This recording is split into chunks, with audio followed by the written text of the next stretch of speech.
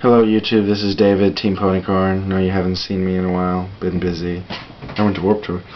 Well, I'm doing a deck profile on Gladiator Beasts. This is my version 2.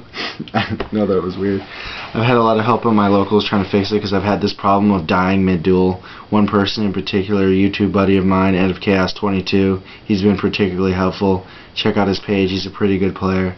Alright, let's go through the deck. Double Aquari, if you don't know what they do, look in the previous video. Double Darius. Double Equities. Vistari. Rotari. Murmillo. Hoplamus. Samnite. And 3 Test Tigers. I dropped the Prismas and the Stratos and a couple other stuff because they were just like filling up the monster count. So I'm going with a smaller monster count to see how that works. Now for the Magics.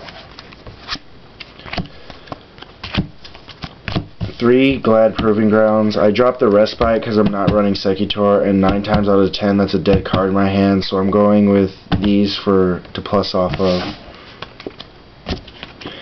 Double Shrink. This is mostly Samnite support, and these help a lot of the smaller Glads because I cut and then I can run over.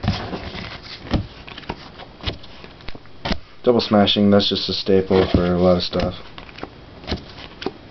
These econs have saved my life multiple times, especially just with like stealing games and stuff. That's a staple. I usually use this because I'll steal somebody's Gale or something and cut and use that. Staple.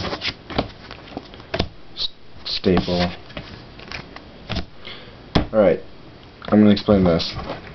Buddy of mine in the locals explained this to me. What you do is you Future Fusion for Herkilnos, and this will eat up your opponent's MST. And if they don't hit it, then you get Herc right away. But you do that, summon any Glad, and if you can run over, you bring Darius, and then you could go Vistari, and then you go for Garzaris. But the ideal situation is that this stays on the field so you can get Herc. And a Book of Moon. I swapped out the Bait Doll.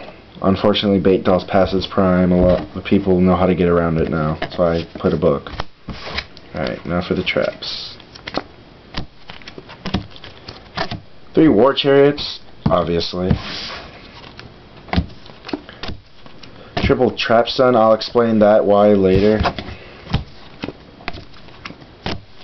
Double Wabaku, not triple anymore, double, because I mean it helps, but with the Trap Stun lineup I dropped it down to 2. Double Bottomless, that's a staple. Nerve Force, staple. And Royal Oppression. Now you're probably wondering why is he using Royal Oppression in Gladiator Beasts.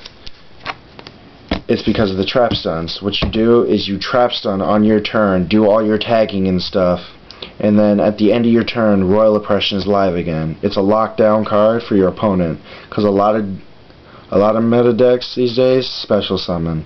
So that's what this is for. Now as for the extra deck,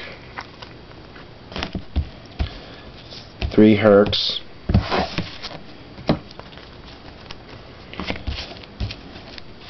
3 Garzaris, 1 SDRA for now. I'm trying to get 2 more. And Chimera Tech Fortress, that's part of the side deck also. Now for the side deck. Double Cyber Dragon for Makinas and all that stuff. Double DD Crow because he's awesome and adorable. Double Spirit Reaper, this is for OTKs and heavy beaters and stuff. 1 Puppet Plant, I'm trying to get a 2nd one, but that's for Gravekeepers and 6 Sands. 2 Soul Release, that's for anything in the graveyard, Frognarks, this is great. Mind Control, for right now, that's going to turn into a 2nd Puppet Plant.